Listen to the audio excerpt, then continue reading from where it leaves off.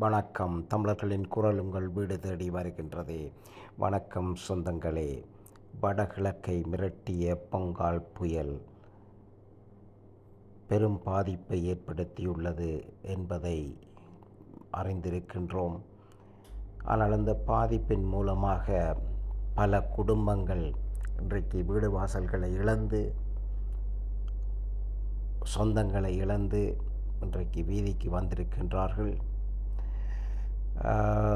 வடக்கு மாகாணத்திலே வல்வெட்டித்துறை அங்கே அந்த இடங்களிலே பாதிப்பு மிகவும் அதிகமாக இருந்து அந்த வடக்கு பகுதிகளிலே மிகவும் பாதிப்பு அதிகமாக இருந்திருக்கின்றது.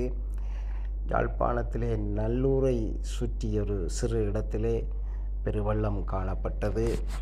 மற்ற யாழ்ப்பாணம் கரையோர பகுதிகள் மிகவும் பாதிக்கப்பட்டிருக்கின்றது. அதேபோல் மன்னார் மாவட்டம், முல்லைத்தீவு பகுதிகள் மிகவும் பாதிப்புக்குள்ளாகியுள்ளது.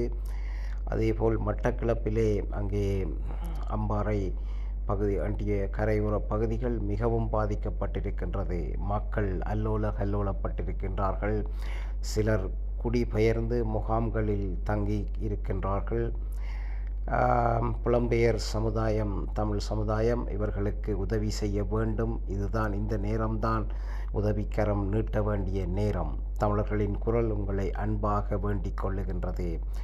நீங்கள் உதவிக்கரம் நீட்டும் பொழுது நிச்சயமாக உங்கள் பணம் சரியான இடத்திற்கு செல்லுகிறதா என்றதை நீங்கள் மேக்ஷூர் பண்ணுங்கள். அதுதான் உண்மையான விடயம். ஏனென்று சொன்னால், இங்கு இருக்கின்றவர்கள் சிலர் அந்த பணங்களை உங்களிடம் வேண்டி தேவையான இடங்களுக்கு அதை கொண்டு செல்லாமல் தாங்களே அதை பொக்கெட் பண்ணுகின்ற சம்பவங்கள் நிறைய நடந்து கொண்டிருக்கின்றன. மக்கள் மிகவும் அவதானமாக செயல்படுமாறு உங்களை நான் கேட்டுக்கொள்கிறேன். ஏனென்று சொன்னால், நான் இப்பொழுது இலங்கையில் இருந்து கன இடங்களிலே இப்படியான சம்பவங்கள் நடைபெறுவதை கண்ணூடாக பார்த்திருக்கின்றேன். ஏனென்று சொன்னால், புலம்பெயர் சமுதாயம் அனுப்புகின்ற அந்த பணங்களை தாங்களே கையகப்படுத்தி கொள்ளுகின்ற பல சம்பவங்களை கண்ணூடாக பார்த்தபடியினால்தான் இந்த வீடியோவை நான் போடுகின்றேன். ஏனென்று சொன்னால், அங்கே கஷ்டப்பட்டு நீங்கள் அனுப்புகின்ற ஒவ்வொரு பணங்களும் இங்கே சரியான இடத்திற்கு வந்து சேருவதில்லை என்பதை மிகவும் மனக்கவலையுடன் நான் தெரிவித்துக் கொள்ளுகின்றேன். உண்மையாக மக்கள் கஷ்டப்படுகின்றார்கள் என்பதையும் நான் தெரிவித்துக் கொள்ளுகின்றேன். ஏனென்று சொன்னால், இந்த விலைவாசி, அதாவது விலை உயர்வு காரணத்தினால் மக்களுடைய பாடுகள் பெரும் பாடுகளாக இருந்து கொண்டிருக்கின்றது. ஏனென்று சொன்னால், ஒரு குடும்பம் ஒரு நேர சாப்பாட்டோடு தான் சில குடும்பங்கள் இன்றைக்கு வாழ்க்கையை நடத்தி கொண்டிருக்கின்றார்கள் என்பதும் நான் கண் ஊடாக கண்ட உண்மை சம்பவங்கள்.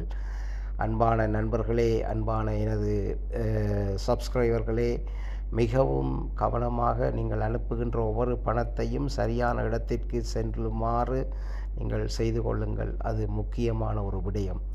அதாவது இன்றைக்கு இப்போ 2-3 நாட்களுக்கு முன்பாக ரிஷாட் பதியுதீன், அதாவது முஸ்லீம் அமைச்சராக இருந்து இப்பொழுது எம்பியாக இருக்கின்றவரும் மன்னார் மாவட்டத்தை சேர்ந்தவருமாகிய இவர் ஒரு பழம்பெரும் ஊழல்வாதி என்று இன்றைக்கு முஸ்லீம் சமுதாயத்தினால் மெருகூட்ட பெற்றிருக்கிறார். அதாவது இவரை முஸ்லீம் சமுதாயமே இன்றைக்கு ஊழல்வாதி என்று சொல்லுகின்ற அளவிற்கு அவ்வளவு ஊழல்களை செய்திருக்கின்றார் என்பது மிகவும் கவலைக்குரிய விடயம். அவ்வளவு சொத்துக்களை இந்த ஊழல் மூலமாக சேர்த்திருக்கின்றார். 1000 கோடிக்கு மேல் சொத்துக்கள் இருக்கின்றதாம். நம்ப முடியவில்லை, ஆனால் நம்பித்தான் ஆக வேண்டும். ஏனென்று சொன்னால், அதை கொடுத்திருக்கின்றவர், இங்கே நான் அவருடைய படத்தையும் போட்டிருக்கின்றேன், அவர் பத்திரங்களை அப்படியே அந்த ஊழல் நிறுவனத்திடம், ஊழலை விசாரிக்கும் நிறுவனத்திடம் கொடுத்திருக்கின்றார். இது கடந்த காலங்களிலே கொடுக்கப்பட்டதாக இருந்தாலும் அங்கே அமைச்சராக இருந்த ரிஷாட் பதியுதீன் இந்த விடயங்களை மிகவும் கச்சிதமாக கையாண்டு அந்த விசாரணையை நடக்க விடாமல் தடுத்திருக்கின்றார். அதுதான் உண்மையான விடயம். இவர் அரசாங்க காணிகளை தன்னகப்படுத்தி, அந்த அரசாங்க காணிகள் தன்னகப்படுத்திய காணிகளை இந்திய நிறுவனமான அதானியின் அந்த குழுமத்திற்கு விற்றிருக்கின்றார். விற்று அதை பணமாக்கி இருக்கின்றார்.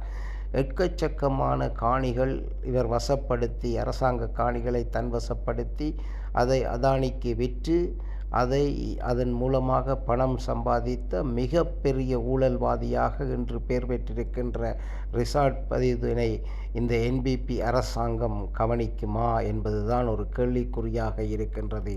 ஊழலுக்கு எதிரான ஆட்சி, ஊழல்வாதிகளை அழிப்போம் என்று சொல்லப்பட்ட ஆட்சியிலே இன்று வரைக்கும் யாராவது ஒரு ஊழல்வாதி விசாரிக்கப்பட்டதாக, அம்மாவின் தண்டனை பெற்றதாக நாங்கள் இன்னும் அறியவில்லை. இதுதான் மிகவும் கவலைக்குரிய விடயமாக இப்பொழுது பேசப்படுகின்ற ஒரு பொருளாகவும் வந்து கொண்டிருக்கின்றது.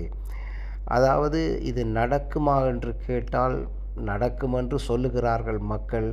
ஆனால் எனக்கென்றால் சந்தேகமாகத்தான் இருக்கின்றது. ஏனென்று சொன்னால், அதாவது இவர்கள் அந்த மக்கள் அங்கீகாரம் பெற்று ஆட்சிக்கு வந்திருந்தாலும் இந்த ஊழல் செய்தவர்களும் மக்கள் பிரதிநிதிகளாக இருந்தவர்கள், மக்களால் ஆதரிக்கப்பட்டவர்கள் இப்பொழுது நிராகரிக்கப்பட்டிருக்கிறார்கள். தேர்தலில் வெற்றி பெறுவதும் தோல்வி அடைவதும் ஒரு சகஜமான ஒரு சம்பவமாக இருக்கின்றபடியினால் மக்கள் மனங்களை எப்படி இவர்கள் மாற்றி இந்த ஆட்சியை தோற்கடிக்கப் போகின்றார்கள் என்பது ஒரு பெரிய சேலஞ்சாக இருக்கின்றது. ஆனால் அதற்கு ஏற்றபோல் ஏற்பாடுகளும் பின்பலமாக நடந்து கொண்டிருக்கின்றது. அதன் முதல் கட்டமாக இன்றைக்கு, அதாவது இந்த மாவீரர் தினத்தை கொண்டாட அனுமதித்த அனுர அரசாங்கத்தை மிகவும் கடுமையாக சாடியிருக்கின்றார்கள். அது மட்டுமல்லாமல் விடுதலை புலிகளின் தலைவர் பிரபாகரன் உடைய பிறந்த நாளை கொண்டாடியதை மிகவும் கடுமையாக கண்டித்திருக்கின்றார்கள். ஏனென்று சொன்னால், விடுதலை புலிகள் ஒரு தடை செய்யப்பட்ட இயக்கத்தின் தலைவருடைய பிறந்த நாளை கொண்டாடுவது திரும்பவும் புலிகளை மீளெழுப்பும் சம்பவமாக இருக்கின்றது என்றெல்லாம் சொல்லி கடுமையாக சிங்கள மக்கள் மத்தியிலே அந்த வசனங்களை ஊற்றியிருக்கின்றார்கள். இது எப்படி மாறப்போகிறது என்று நாங்கள் பொறுத்திருந்து தான் பார்க்க வேண்டும். கடும் அரசியல் போக்காளிகள், அதாவது கடும் இனத்துவேசிகள் செய்கின்ற இந்த காரியம் சிங்கள மக்கள் மத்தியிலே எப்படி அதை போய் விழப்போகின்றது என்பதை நாங்கள் பொறுத்திருந்து தான் பார்க்க வேண்டும். எனிவே, என்ன எதுவாக நடந்தாலும் ஒரு மாதிரி இங்கே பொங்கால் புயல் இந்த நாட்டை விட்டு கடந்து தமிழகத்திற்கு சென்றிருக்கின்றது. தமிழகத்தில் என்ன பாதிப்பு வரப்போகிறது என்றதை பொறுத்திருந்து தான் பார்ப்போம். அதற்கிடையிலே முல்லைத்தீவு பகுதியிலே சுனாமி எச்சரிக்கையும் இன்று காலையிலே கொடுக்கப்பட்டிருக்கின்றது. மக்கள் அவதானமாக இருக்கும்படியாக எச்சரிக்கப்பட்டிருக்கின்றார்கள். ஆகவே நாங்கள் ஒவ்வொன்றையும் கடுமையாக நோக்கி கொண்டிருக்கின்றோம். இன்று இலங்கையில் நின்று கொண்டு 9ஆம் தேதி வரைக்கும் இலங்கையில் இருந்து இந்த விடயங்களை கவனித்து உங்களுக்கு நாங்கள் உடனடியாக தந்து கொண்டு இருப்போம். எங்களுடைய யூடியூப் சேனலுக்கு சப்ஸ்கிரைப் பண்ணாதவர்கள் சப்ஸ்கிரைப் பண்ணிவிட்டு பாருங்கள்.